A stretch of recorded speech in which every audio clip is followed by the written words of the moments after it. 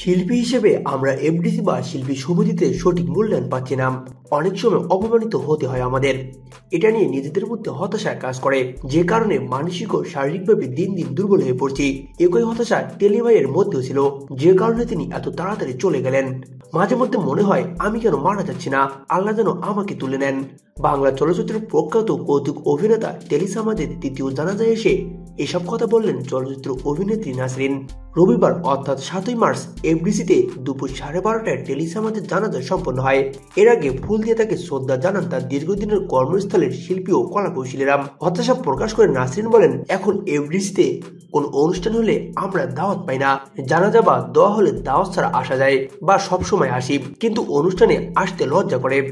তারপরেই এফডিসিতে সারা জীবন কাজ করেছি, যে কারণে স্বামী সন্তান নিয়ে জাতীয় চলচ্চিত্র দিবসের অনুষ্ঠানে এসেছিলাম। সেখানে যেভাবে অপমান করা হলো, তখনই মরে যেতে ইচ্ছে করছিল।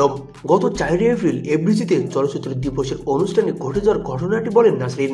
তিনি বলেন, আমি যখন স্বামী সন্তান নিয়ে অনুষ্ঠান দেখার জন্য চেয়ারে বসেছি, তখন শিল্পী সমিতির এক নেতা সিকিউরিটিকে ইশারা করে আমাকে তুলে দিতে বলেন। সিকিউরিটি মনে হয় আমাকে চিনেছে, তাই তিনি আমাকে আরেকটু পেছনে বসতে বলেন। আমি 3 নম্বর সিরিয়ালে গিয়ে বসি।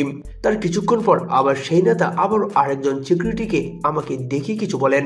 তারপর সিকিউরিটি এসে আমাকে দর্শক সারিতে বসতে বলেন। সেখানে উঠে গিয়ে দেখি কোনো সিট খালি নেই। কিছুক্ষণ দাঁড়িয়ে থেকে বেরিয়ে যাই।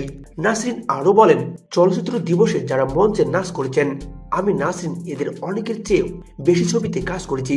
সারা দেশে অনেক অনুষ্ঠানে চলচ্চিত্র শিল্পী হিসেবে দাওয়াত পাই, সেখানে গেলে সম্মানও পাই। অথচ এফডিসি বা শিল্পী সমিতিতে এলে মনে হয় আমার কেউ চেনে নাম, মনে হয় আমরা কেউ নাম, তখন আর বাঁচতে ইচ্ছা করে নাম। টেলি সামাদের জানাজায় এসে স্মৃতিকাতর নাসরিন বলেন, রূপনগরের রাজকন্যা ছবিতে আমি প্রথম কৌতুক চরিত্রে অভিনয় করি। এই ছবিতে আমি জুটি বেঁধে অভিনয় করেছি টেলি ভাইয়ের সঙ্গে, আর এই ছবিতে আমাদের একটি গানও ছিল। তারপর আমি জুটি বাঁধি দিলদার ভাইয়ের সঙ্গে। টেলি ভাই যেমন গুণী অভিনেতা ছিলেন, তেমনি ছিলেন ভালো মানুষও। আমাদের চ্যানেলটি থেকে বিনোদনের সব খবর পেতে আমাদের চ্যানেলটি এখনই সাবস্ক্রাইব করে বেল বাটনে ক্লিক করুন। সেই সঙ্গে লাইক, কমেন্ট, শেয়ার করতেও ভুলবেন না।